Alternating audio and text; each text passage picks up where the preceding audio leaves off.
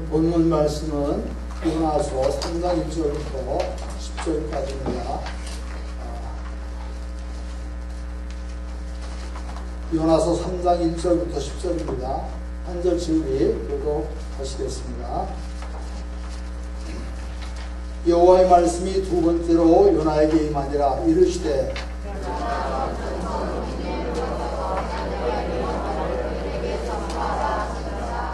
요나가 여호와의 말씀대로 일어나서 니느웨로 가니라. 니느웨는 사흘 동안 걸을 만큼 하나님 앞에 큰 성읍이더라.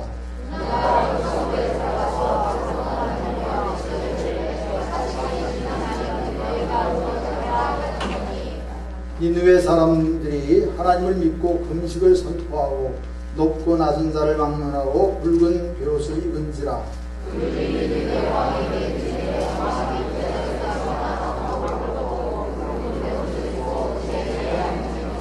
왕과 그의 대신들이 조소를 내려 니느웨에 선포하여 이르되 사람이나 짐승이나 소나 양떼나 아무것도 입에 대지 말지니 곧 먹지도 말 것이요 물도 마시지 말 것이며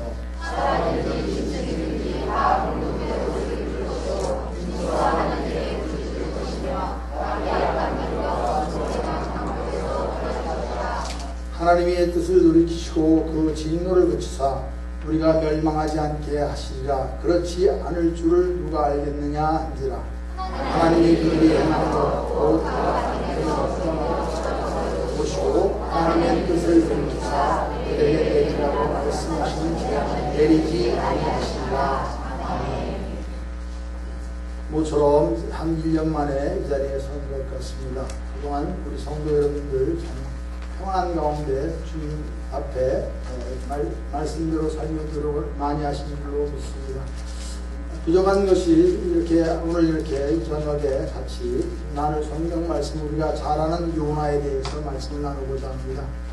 제가 그 말씀을 나누기 전에 그동안 잠깐 선교에 대한 내용을 말씀드리겠습니다. 제가 이제 이번 7월이 되면 만 2년이 됩니다.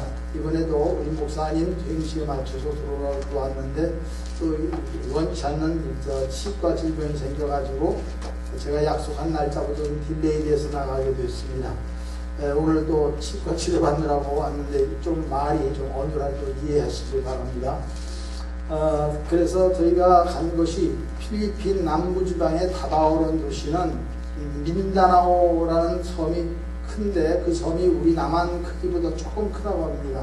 그런데 그 지역은 예전에 필리핀을 점령했던 스페인 사람들이 그 땅은 정복을 하지 않았습니다. 그래서 그 위에 루슨섬 같이 잘 보시면 문어대가리 비슷하게 생긴 데가 있습니다. 거기에 이제 마닐라가 있고 그 섬이 좀 우측으로 좀 이렇게 늘어지면서 밑에 여러 섬들이 있습니다. 그런데 저희가 있는 그 민다나오 섬은 그 당시에 우리가 모슬림권이 있어서 모슬림 사람들이 반군들이 있어가지고 저보다 한 20년 전에 간 분들은 거기서 싸우는 것을 많이 봤답니다. 총 쏘고 서로를 하는 것을 보았다 할 정도로. 근데 그런 지역에까지 선교사가 우리가 나갔던 것이죠. 그래서 지금은 많이 평정이 되었고 그 땅에 그 시장으로 올해 10년 이상 있었던 시장이 작년 6월에 대통령이 되면서 많은 일들이 있습니다. 그런데 그 대통령은 원래 그 정치적인 가문의 대통령이 아니라 즉 서민 측에서 이렇게 만들어진 대통령에 대해서 이번에 작년에 6월 달에 선거를 했는데 선거를 보통 개표하는 기간이 한 보름 정도 걸려서 발표가 된답니다. 섬이 7,160개다 보니까 그 집계하는 데 이렇게 시간이 걸린다는 것이죠. 그런데 이틀 만에 이번 대통령을 인정을 했습니다. 왜냐하면 워낙 많은 표 차이가 나니까 다 15일씩 기다릴 거 없다. 그래가지고 상대방이 수용을 해서 대통령 취임을 한 3일 만에 했던 걸로 기억합니다. 그만큼 필리핀 땅이 지금 좀 변하고 있는데 이번에 참 기가 막힌 일은 그 대통령이 그렇게 크리스찬에 가깝지만 그 크리스찬 같은 행동은 많이 안 했습니다. 그런데 이상하게 대통령이 모든 공립학교에서도 성경을 배우려고 희망하는 사람들은 가르치라 이런 지시를 내렸습니다. 그 바람에 이번에 우리 한국 목사님들이 조금 그 성경을 가르치러 가야 될 그런 입장에 있어서 저도 이번에 들어가면 성경, 리딩 바이블이라고 먼저 얘기를 합니다. 그러니까 성경을 영어로 읽는데 거기는 고등학교라는 것이 우리나라 중학교, 고등학교 합친 겁니다. 그래서 고등학교 1학년 그러면 우리 중학교 1학년입니다. 고등학교 그러니까 6학년까지 있죠. 그런데 1학년도 정식적으로 영어를 배우기 때문에 고등학교 1학년 애들은 사실상 성경 읽기도 바쁘죠. 그러나 고등학교 이제 우리가 얘기하는 한 3, 4학년 정도 되면 성경을 읽을 수 있습니다. 그래서 그들을 익히고 또 성경은 읽는 것으로도 역사가 많이 일어나는 사건이기 때문에 그들이 처음엔 무슨 말인지 몰라도 읽다 보면 저들에게 성령의 역사가 일어날 줄 믿고 우리가 아주 기대를 합니다. 하나님께서 그 땅을 아마 복 주시기로 작정하신 것 같습니다. 그래서 저희들이 왜 필리핀 땅에 2,800명이나 되는 선교사가 들어가 있느냐 하는 이유를 제가 처음엔 몰랐는데 가보니까 그 천주교는 우리가 생각하는 그런 천주교가 아니라 정령사상에 물들어 있는 하나의 그 우상을 섬기는 것 같은 그런 종교를 섬기는 겁니다. 미신을 섬기는 겁니다. 그러다 보니까 이 사람들이 그 하나의 문화권에 예를 들어서 천주교 문화권에 있지만 실제로 천주교다운 천주교가 아니었습니다. 그래서 한 번은 제 옆에 있는 아는 장모님 한 분이 사돈 말하자면 장모님이 돌아가셨는데 필리핀 현지인과 결혼을 해가지고 돌아가셨는데 너무나도 어처구니 없는 장례를 천주교식으로 9일장을 합니다. 9일장. 그래서 없는 살림에 9일장식에서 어떻게 할 거냐고 이제 저는 얘기했습니다만은 하나의 관례입니다. 그러다 보니까 그래서 한 닷새만 하고 그만두자 그랬더니 그러면 다른 사람이 피해를 입게 된다. 협박을 하는 거죠. 그러니까 그렇게 못하도록 다 9일씩 하도록 하는 겁니다. 그런데 그 천주교 신부들은 비즈니스 신부들이 많습니다.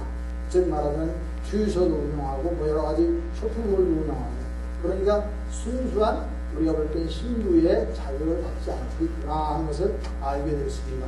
그러다 보니까 필리핀이 그 천주교 신자는 많지만 천주교 문화는 형성이 되어 있지만 믿음의 문화는 없습니다. 그리고 성경을 가르치지 않기 때문에 우리가 개신교에 있는 선교사들이 들어가서 성경을 배우게 한다면 이제 그 땅도 하나님의 복음의 역사가 이루어질 줄 믿고 이번에 나가서 또 그 일을 준비하고 또 이렇게 저희들이 준비하고 있습니다.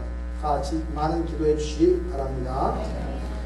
네, 오늘 이 성경에 나타내는 요나라는 사람, 요나 선지자의 특색이 좀 보여지는데요. 하기 싫은 일을 하나님이 시켰기 때문에 이 사람이 하지 않은 그런 선교사가 됐죠.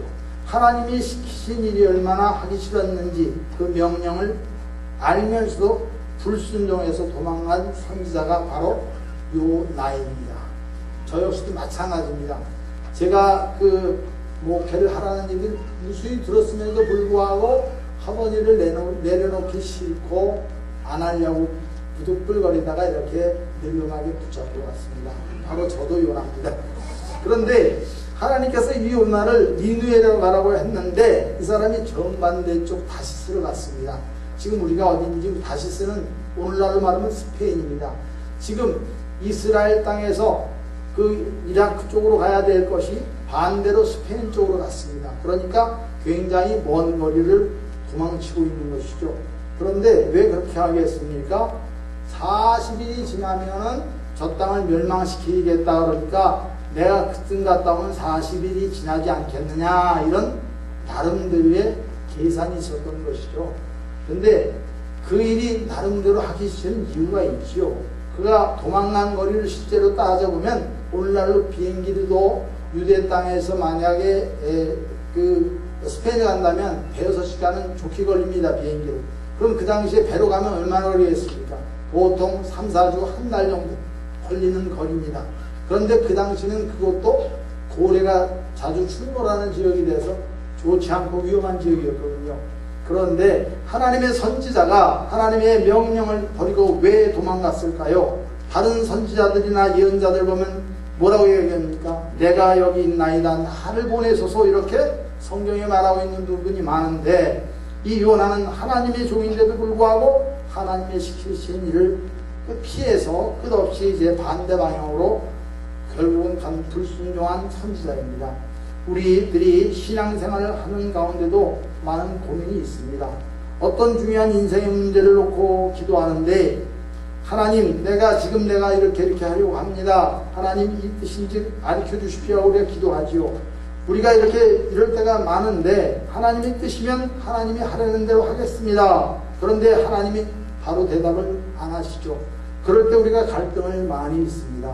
이거 정말 하나님이 원하시는 일인가 궁금해하기도 합니다. 그래서 이렇게 헛수고한가 하고 갈등을 느끼는 데가 많이 있죠. 제가 신대원 다닐 때 우리 같이 앉아서 공부하던 젊은 동기생 하나가 좀 이상한 사람이 있었습니다. 어떤 정도인지 율법주의자적인 그런 동기생이 하나 있는데 이 사람의 말이 교수님보다 무섭게 생각하는 학생들이 있을 정도입니다. 그런데 제가 한 방에 쓰고 있는 젊은 회장에게 김 회장 엄격히 호통치다시피 우리 방에서 큰 소리를 치더라고요. 그래서 나가서 얘기하라고 내보냈습니다. 그런데 나중에 알아보니까 이 신학교 다니는 동안에 당신도 나도 연애 안 하는데 당신도 연애하지 마. 자기 연애 안 하면 남도 하지 말아야 됩니까? 그런 사고를 갖고 있어요. 그래서 왜 하지 말라고 하는 거야? 그러니까 나는 결정한 게 있는데 절대로 신학생 때는 연애하지 않을 거야. 그런 얘기입니다. 그런데 그건 좋지요. 그러나 나의 배우자 될 사람을 내가 5년 동안 기도한 다음에 만나기로 했으니까 그동안은 난 연애 안 한다. 그럼 당신은 그렇게 하더라도 이 사람은 관계가 없잖아. 근데 그러면서 이제 하는 얘기가 재밌습니다. 그러니까 내가 하나님이 짝지어준 사람을 내가 찾을 텐데 우리가 이렇게 간절한 마음으로 기도하는 것이 좋지 않느냐? 그거는 좋지. 그러나 당신이 그렇게 한다 그래서 자기도 그렇게 안 할 이유가 없다. 그리고 서로들 이제 사이가 좀 벌어졌는데요.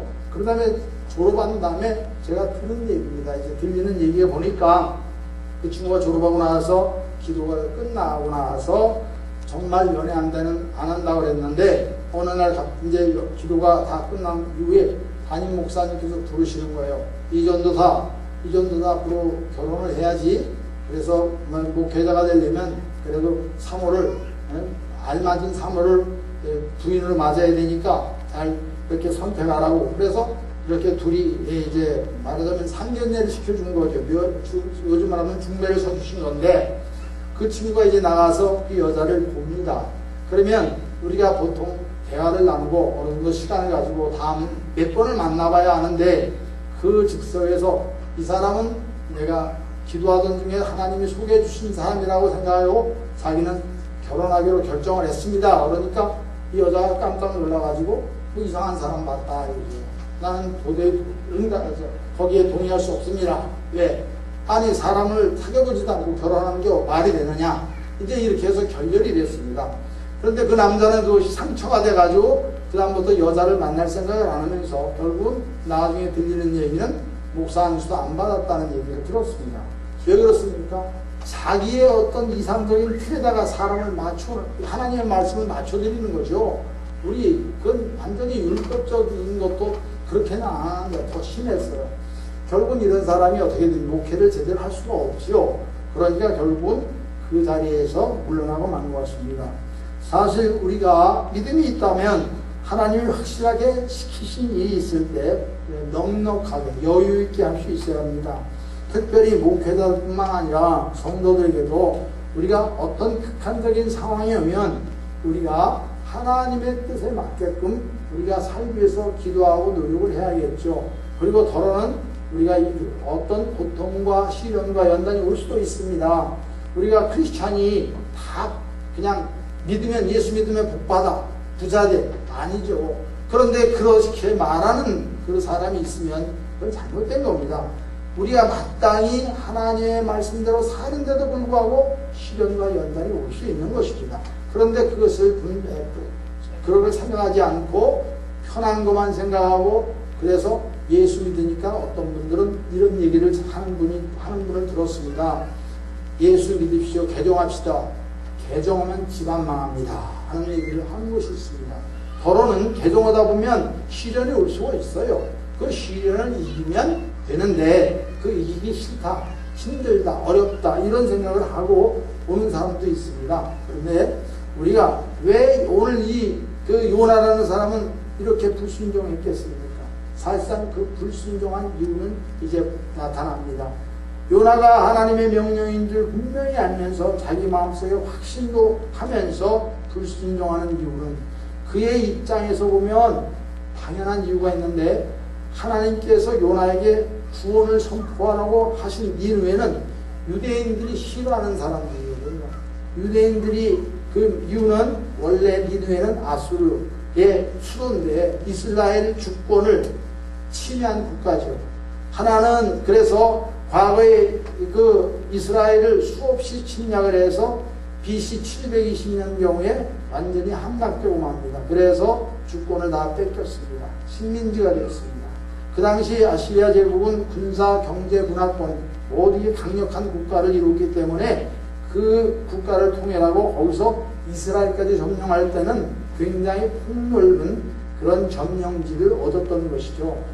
유대인들은 자존심이 나름대로 있는데 자기네가 짓밟히고 사는데 얼마나 불만이 많았겠습니까?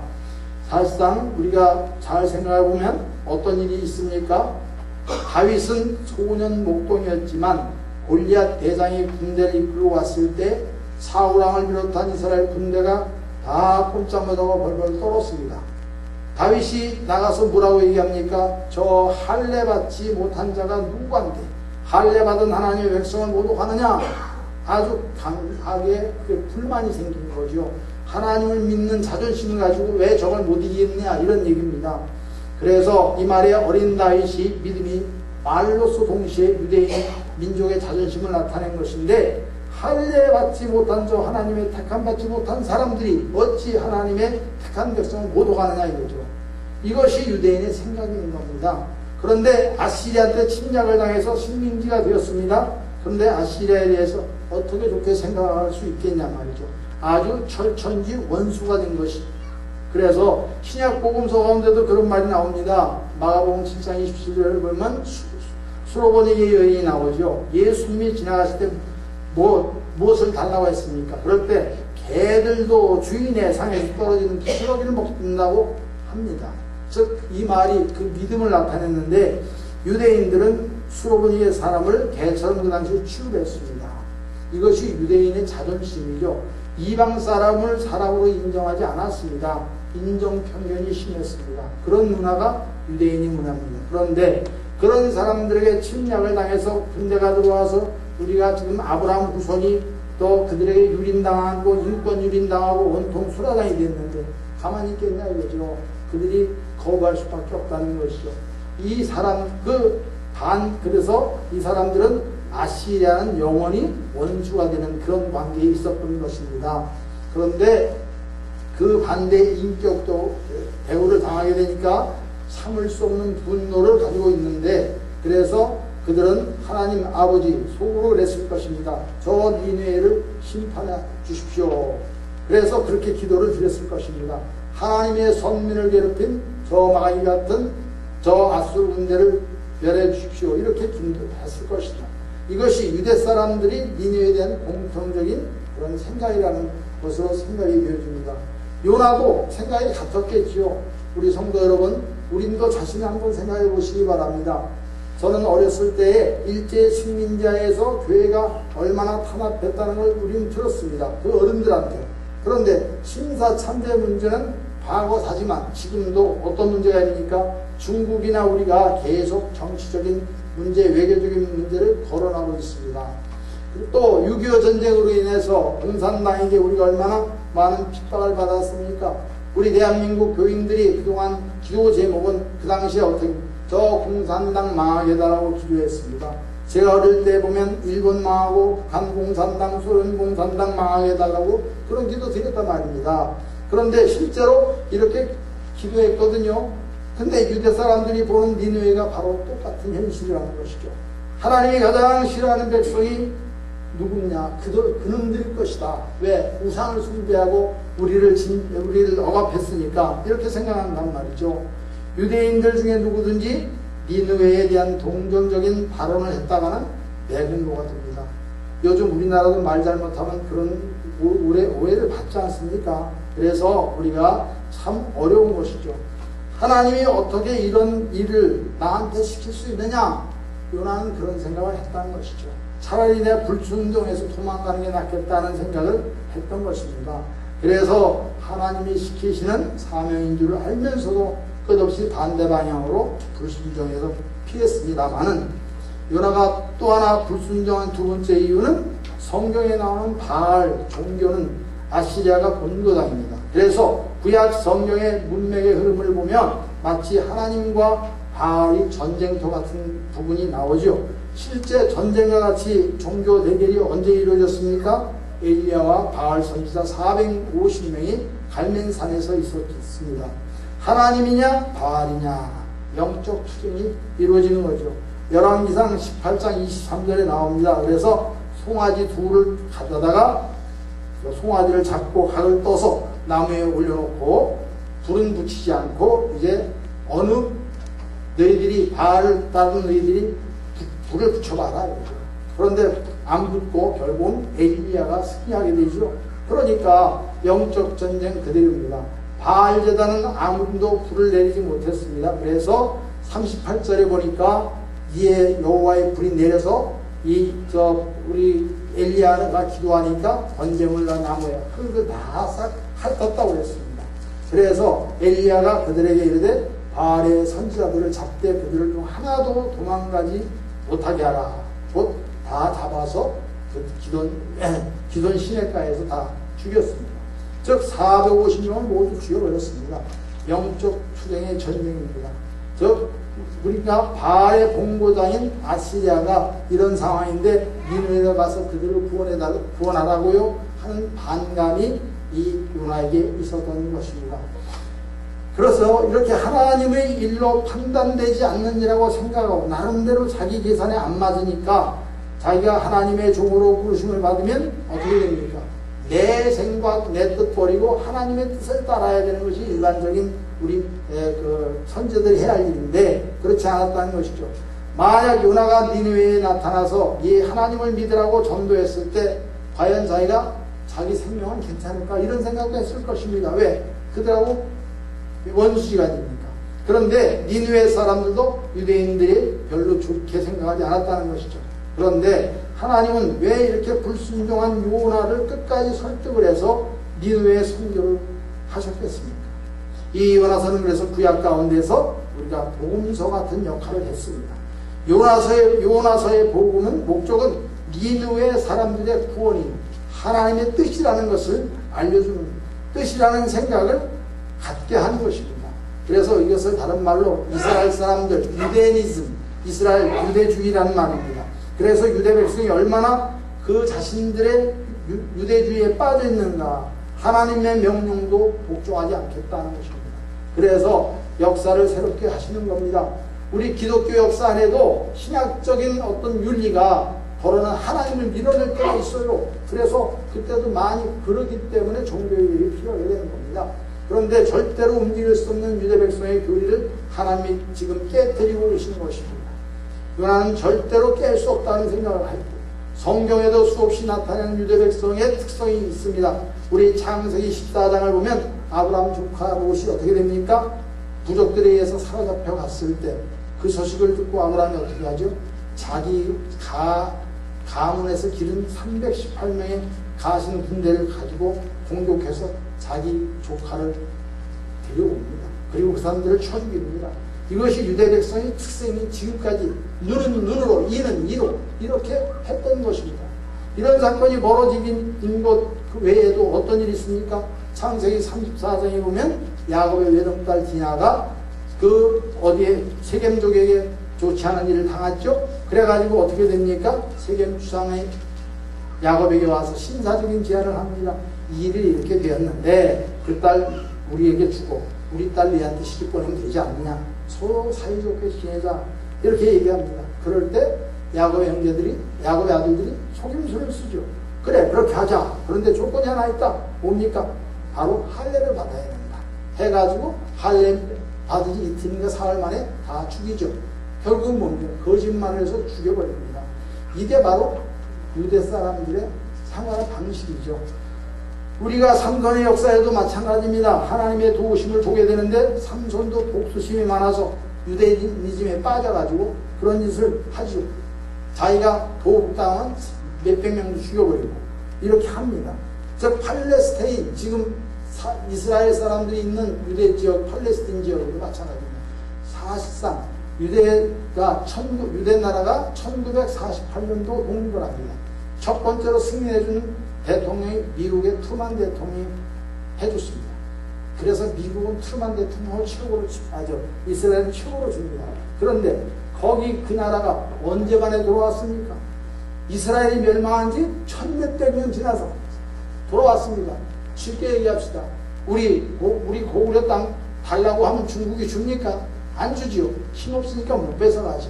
그런데 그들의 힘이 좀 있으니까 거기다 말뚝 박고 우리 이스라엘 나라 세우는 거 아닙니까? 결국은 그것이 지금도 맨날 티격태격 싸움하는 지역이 되고 말았습니다.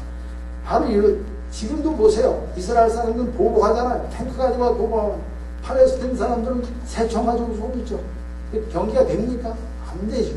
그런 상황이 있다는 것입니다. 그러니까 이렇게 해서 선교가 되겠느냐 그 말이죠. 그러면 여기서 선교가 어떻게 성립되겠습니까? 요나는 과연 하나님의 선교사인가? 요나서는 하나님의 우주적인 계획을 유대인들에게 선포하는 내용입니다.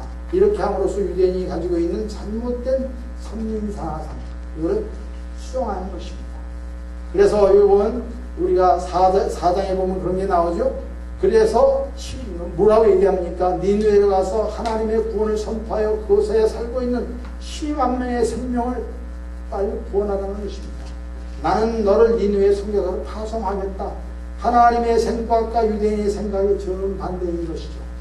너희가 하나님의 선민이 된 것은 온 세상에 다니면서 복음 전하라 했더니 복음은 안 전하고 자기네 이익만 취하고 있습니다. 결국은 도망가는 요나를 하나님은 끝까지 잡아서 그 나라로 보내시는 거죠. 돈을 보이시는 겁니다. 나는 이렇게까지 하겠다 하는 겁니다. 여기서 요나가 깨지는 것이죠. 그런데 하나님의 추격전이 이제 요나서에서 잘 나타났는데 과거 우리의 선교활, 지금 우리나라의 선교활동은 어떻습니까? 바로 지금 이런 것을 생각하면 우리 지금 보면은 대한민국의 선교활동은 과거 우리하고 원수가 되어 있는 그런 모든 나라의 선교활동이 되고 있습니다. 그래서 러시아, 소련 공산당 정책 때문에 한반도에 비극이 왔지만 원수의 나라지만 지금 러시아 모스크바에도 많은 선교사가 들어가 있습니다. 또 중국은 어떻습니까? 요즘 중국 선교사가 많이 추방되고 있습니다. 중국은 원래가 삼자 교회의 원칙이죠. 자기네 자체에서 해야지 외국이 들어오는 걸 원하지 않습니다. 그래서 지금 중국에서는 많이 추방되고 있습니다. 그러나 모택동 지원 때문에, 공산당 지원 때문에 우리가 분단 국가가 되어 있지만 우리는 지금 영적으로 그들을 하나님을 알게 해서 그들을 구원합니다. 저도 20년 전에 이렇게 어떤 아시는 분을 통해서 조선족 교회를 조그맣게 세웠는데 지금 얘기 들으니까 그 조선족 교회는 조선족들은 다 한국에 돈 벌어 나오고 거기는 한족들이 차지하고 있습니다. 지금 이렇게 된 거죠. 우리가 지어준 조선족 교회가 한족 교회로 등록을 한 겁니다. 그리고 일본 선교사들은 얼마나 많은지 아십니까? 일본에도 500명의 선교사들이 들어가 있습니다. 그래서 어떻게 보면 일본 사람들 우리가 철천지 원수라고 생각하는데 왜 선교하러 가야 됩니까? 하나님의 방법은 그것이 아니라는 거죠. 원수를 사랑해야 되니까 해야 되는 것이죠. 우리가 하나님은 그래서 우리 인간 생각과 다른 것이 있습니다. 그래서 이 선교 사역은 정치적인 관계를 초월해야 됩니다. 요나서에 지금 그것이 나타나고 있는데 하나님이 그것을 깨뜨리시는 것이죠. 우리가 남의 나라를 불법적으로 우리가 침범한 나라가 아니기 때문에, 그래서 우리나라 선교사는 어느 나라도 그래도 대접 좋아합니다. 왜? 우리 역사적으로 남의 나라 침범한 적은 없습니다. 물론 우리가 힘이 없어서 침범도 안 했겠지만 우리 한국 사람들이 침범하지 않았기 때문에 그들이 우리를 인정하는 면도 있습니다. 그래서 우리가 지금 우리를 향해서 침략을 한 나라를 향해서 선교할 수 있습니다. 그뿐입니까? 지금도 중동 지방에는 우리하고 관계가 없는 그런 것이 있지만 우리가 복음을 들고 들어가서 더러 그 사역에서 그들이 현지에서 더러 목숨을 희생을 당하는 순교를 당하는 선교사들이 있는 것입니다. 수천 명의 요나 선교사를 우리나라가 파송할 수 있는 것이 뭡니까? 요나서 3장에 보면 원래 하나님이 작정한 계획이 40일 만에 니느웨 성을 하나님이 심판하기로 했습니다. 그래서 그 40일을 회개의 시간으로 정하시고 요나를 보냈는데 어떤 요나는 그것이 40일만 지나면 폭삭 망할 것이라고 생각하고 도망을 하지만 결국은 하나님의 세밀한 손끝에 붙잡히고 말았던 것입니다. 10여 년 전 우리나라에도 뭐 그런 일은 없지만 지금도 우리가 보면은 굉장히 보수적인, 너무 굉장히 보수적인 면이 강한 사람들이 있습니다. 우리가 왜 일본하고 타협을 해야 돼? 왜 우리가 우리를 원수처럼 우리를 압박한 이런 생각까지는 복음은 증거되지 않습니다. 미국에도 이런 일이 있었습니다. 한국 사람 LA의 여러 한인교회 중에서 젊은 청년이 하나 이런 청년이 있어서 한 15년 전인가 10년 한 것을 제가 기억하는데 그 사람은 그냥 목사님이나 장로님이나 집사님을 가리지 않고 일본 차를 타고 다니면 왜 우리나라 좋은 차 나오고 일본 차 타느냐 시리거든. 또 일본집 가서 밥 먹고 나면 왜 한국 식당 가서 밥 먹든지 미국 식당에서 밥 먹지 왜 일본 식당에서 밥 먹냐고. 이런 식으로 또 경우에 따라 주차장에 있는 일본 차를 깨부수기도 하고 이런 사람들이 있다는 겁니다. 이런 잘못된 생각을 가지고 있는 사람들을 변화시켜야 할 필요가 있겠죠. 그래서 결국은 뭡니까? 하나님께서는 니느웨에 그 많은 사람들이 있으면 결국 12만 명의 앞뒤를 분간하지 못하는, 좌우를 분간하지 못하는 어린 생명들과 같이 있지 않나 그런 생각을 합니다. 저는 지난번에도 그런 생각이 발동 나더라고요. 기도 중에. 그래서 하나님, 우리 한국 땅에는 더 많은 자녀들이 있습니다. 수백만 명의 어린이가 있는데 하나님 이 땅을 전쟁으로 하시면 어떻게 되겠습니까? 이런 기도가 나온다고요. 우리도 그런 기도를 하시기 바랍니다. 하나님의 역사는 기도하는 자가 승리하게 되어 있습니다. 그래서 우리가 꼭 기도에 힘쓰시기 바랍니다. 그래서 니느웨 선교는 알고 보면 세계 평화의 한 획을 그어놓은 것입니다. 그래서 우리가 어떤 민간에게보다도 하나님의 복음이 증거된다는 것은 큰 의의가 있습니다. 이것이 하나님의 뜻인 것입니다. 우리 성원교회가 앞으로 선교 정책이 어떤 방향으로 나갈지 모르지만 세계적인 영혼을 구원하는 하나님의 뜻과 세계 평화에 도움이 되는 그런 도움이 주어지는 주님의 이름, 그런 선교관이 되시기를 주님의 이름으로 축원드리면서 말씀 마칩니다.